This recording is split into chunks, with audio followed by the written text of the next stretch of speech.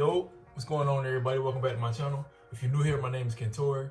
I put a poll on my Instagram 2 days ago and I asked people what they wanted more from me on my channel. I mean, I kind of assumed it would be, but a lot of you wanted reaction videos and I might as well give the people what they want, right? Although my page is gonna be more so like behind my brand and my clothing brand and stuff like that, I can incorporate these videos as well so y'all can get more content that y'all enjoy also while getting to know me and behind my brand. The first reaction video is gonna be it's from Jubilee. It's called Black Men Are Over-Sexualized, Agree or Disagree. And I'm gonna just let the video play out and I'll say my comments towards the end. You know what I'm saying? So let's just see what they're talking about. I am expected to have a big 3, 2. That's how we start the video? Go.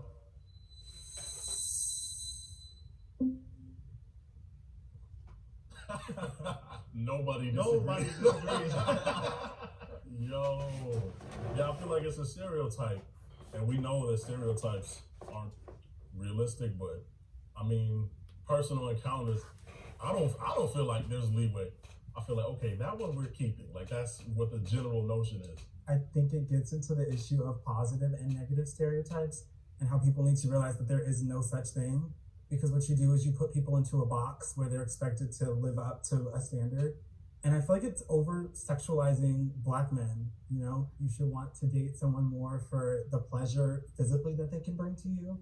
And I know I've talked to people personally who will be like, oh, you're lucky you're Black, you have a big member. And I'm like, well, I have other things to offer too. Like, I'm well spoken. You go straight to like what's underneath my zipper. Yeah, I mean, that's been my experience a lot of times, especially, you know, meeting different people, that's the expectation. And I just tell them 2-inch Punisher, you know? I think a lot of people watch a lot of porn too, and that's where it comes from. Like when you watch a lot of porn, you see, you know, these mandingos and, you know, 10-inch monsters, and they expect that to be reality. And a lot of times it's not, but that's the expectation that they have. So first of all, I'd just like to say off rip that I like the fact that they giving these men a safe space to talk about this stuff.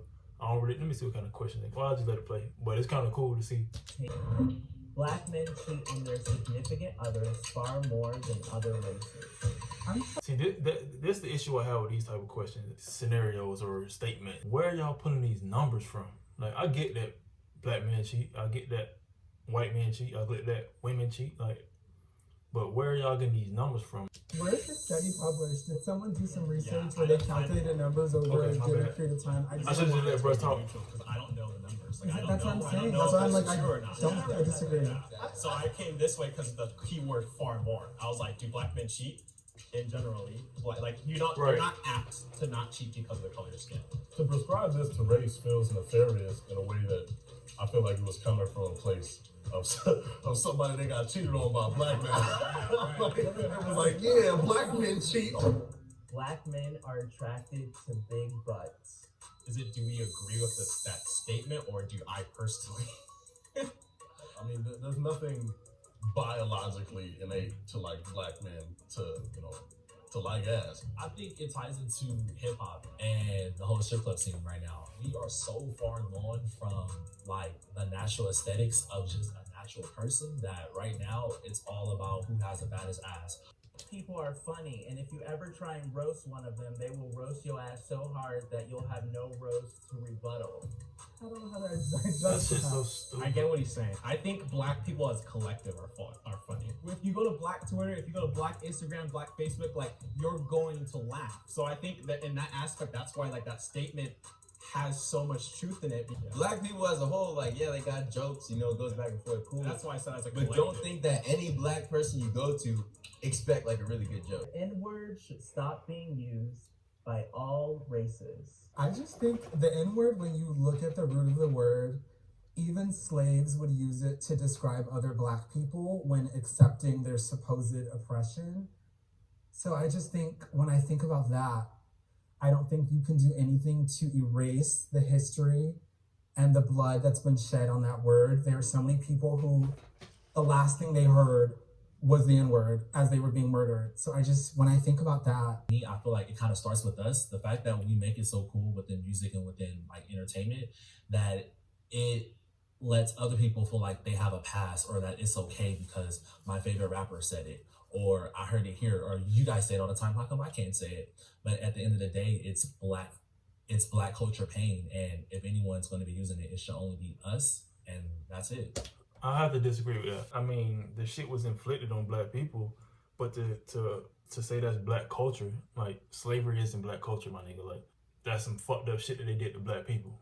Like I definitely disagree with that. But that's the crazy thing is a lot of people might think that. The first thing I remember learning in school about Black people is slavery, but we associate that with Black culture, and that's crazy, bro. But I think we gotta rewire the way we think and the way we think about ourselves. Where we say like, oh, other people can't say it. I think that's more of like a insecurity within the Black culture of not being able to hold power, because historically it's like, right, historically Black people didn't have as much power, so we're trying to hold on to literally a word that only has meaning because we add meaning to it. I mean, respectfully, I ain't trying to hear that, right? Like, I feel like the only reason it's policed so much, and I feel like the only reason we even have like this debate or this debacle over whether we can use it or not is because we're Black people. And I'm not one of those people that think everything is racist and all that, but in this specific instance, right, in several instances, women in many instances have reclaimed the word bitch to be a term of endearment. There are, in the 90s, there was heavier women reclaimed the word fat, obviously respelling and things like that. But I feel like in those instances, nobody bats an eye. Why is that understood?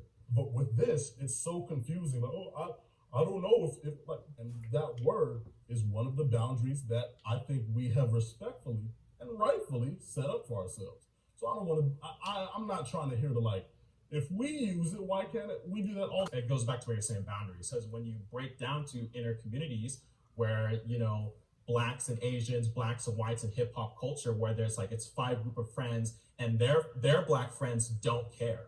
They're like, say it. Like that happens. So it's like, we're having this broad conversation, and, you know, I know all of us aren't trying to be the spokespeople for Black people, right? But it's like, it's such a convoluted, I guess, topic where it's like the expectations aren't clear to people depending where you're at. If you're on the East Coast, West Coast, like it's very unclear. That's why I think, I'm not arguing whether or not it's okay to say it or whether white people should say it. I'm just saying, if we don't want white people to say it, I think it needs to be very clear. And I think even in fact, in this new age of our culture, I think we're seeing more people saying, we don't want white people to say it. Homophobia is a big issue in the Black community. 3, 2, 1, go.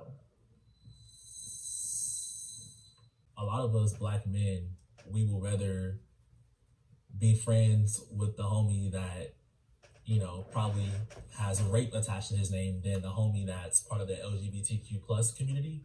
And I think that that's something that, you know, we got to work on as people, because my thing is, I don't understand the whole big phobia of, okay.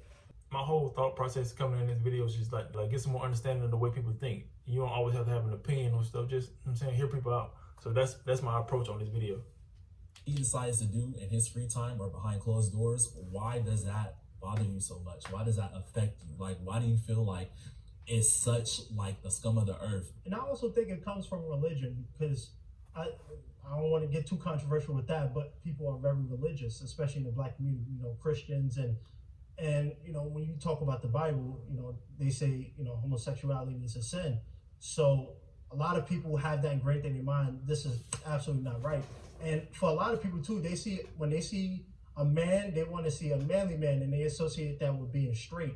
Heterosexual men have a fear that homosexual men will treat them how they treat women, if that makes sense. And so they're afraid of that treatment. Hold on, that went over my head.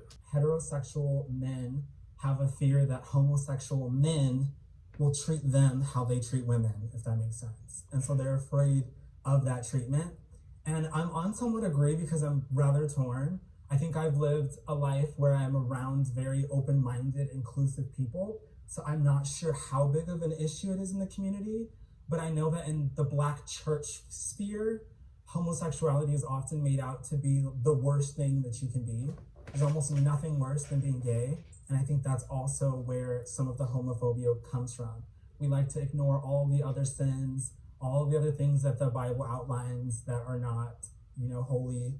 and then we just take homosexuality and we make it the worst. Be pro-black and date a white person.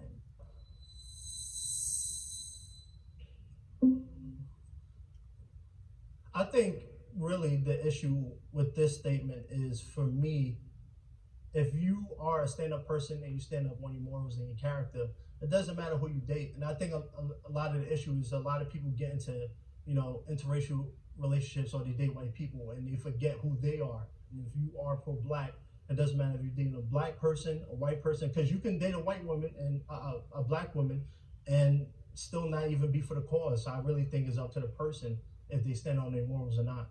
I agree to a certain extent, but personally, me, I feel like if you're pro-black, you're pro-black for everything. Like, you're for the advancement of the race, you're for businesses, you're for everything black. So it's kind of hard for me to understand how someone can be pro-black and want so much for, the black culture and the black race, and then they're in a relationship with someone that doesn't represent that, So are you saying that if you are black and you're pro-black, you cannot act on attraction to someone from another race? Personally, I'm not pro-black, but in my mindset, like, I'm saying if you're pro-black, you wouldn't find someone that's not black attractive to you.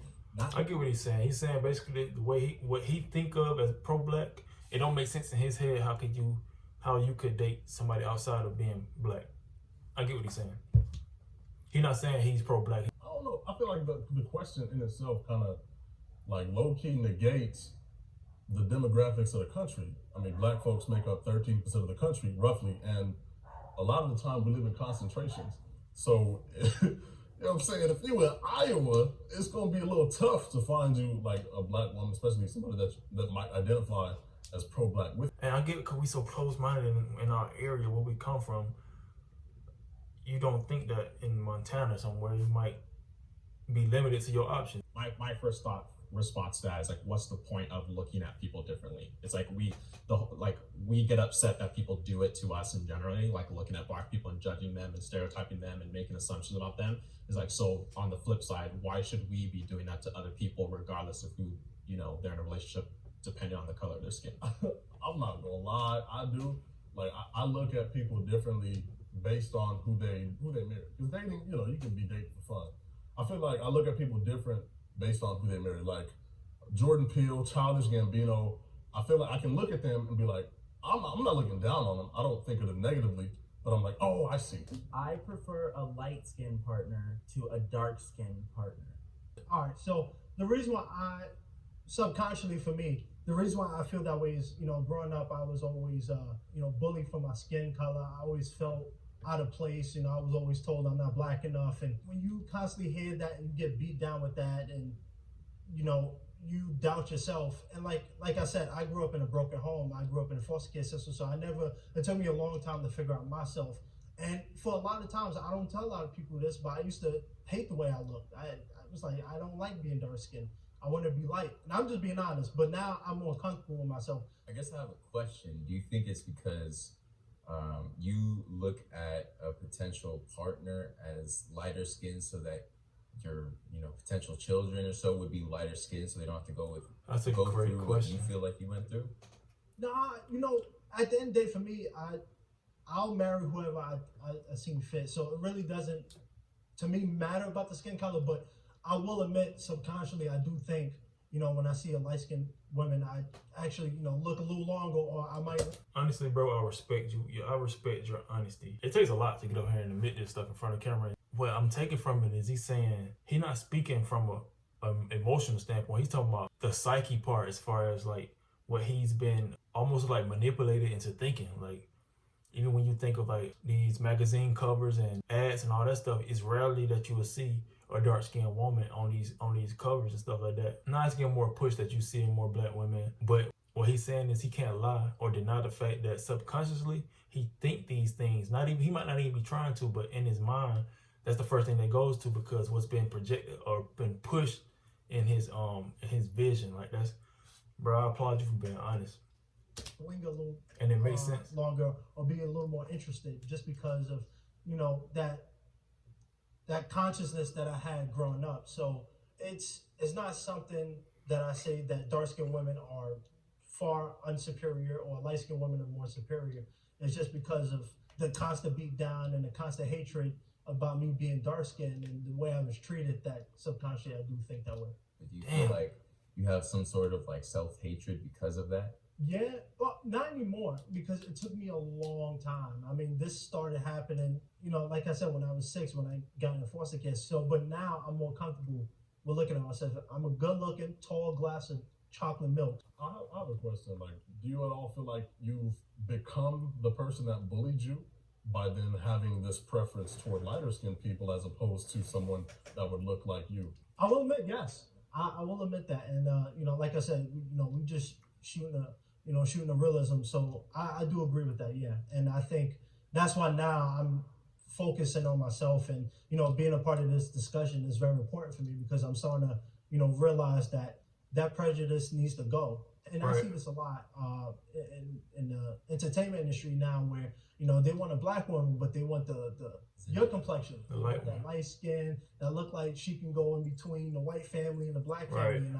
I think I only speak openly about it because I know there's a lot of people who feel that way too, but they don't want to admit to it or they don't want to express it and, you know, be rejected. So, I mean, you see it in the media too, so I think that plays a big part in that too. I currently go to therapy. 3, 2, 1, go. Yeah, therapy can be going to the beach or like going out to eat or doing something that relaxes you. So Physical therapy. Hold on. we have to be able to draw a line. You can't mix up self-care with therapy. Okay, It's maybe two that's different okay. things. Yeah. I've been in therapy for quite some time, personal therapy, just for myself, just issues that I have internally that I speak with someone with on a professional level. I recommend therapy. Therapy is literally the best thing you could possibly do.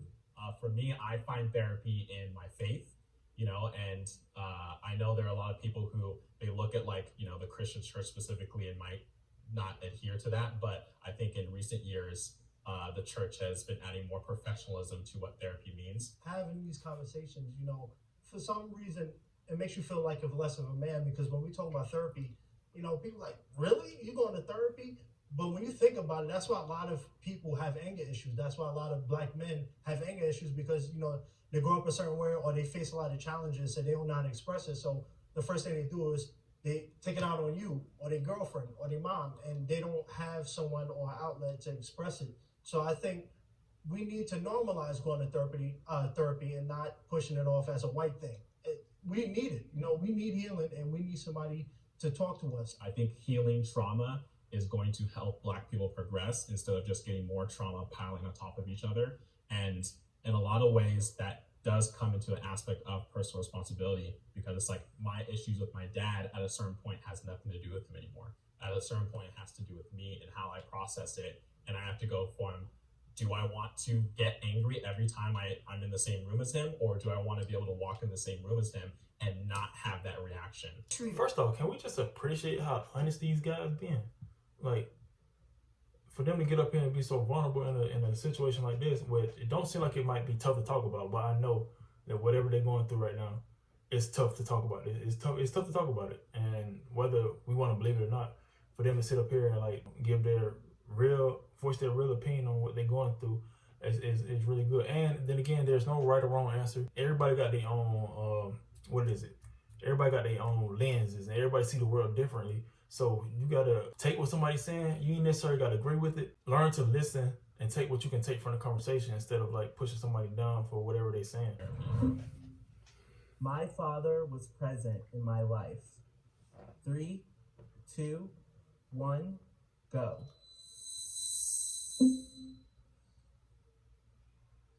not to jump into this one, like I absolutely love my dad. I'm even getting a little emotional thinking about my dad. My dad's amazing. My dad was there for me in every way, shape, or form, every facet, every way that he could be there for me and more. He was there for me. He was there to pick me up from school. He was there at my soccer games, my track meets. He was my coach for soccer one year. My dad taught me everything that I know almost.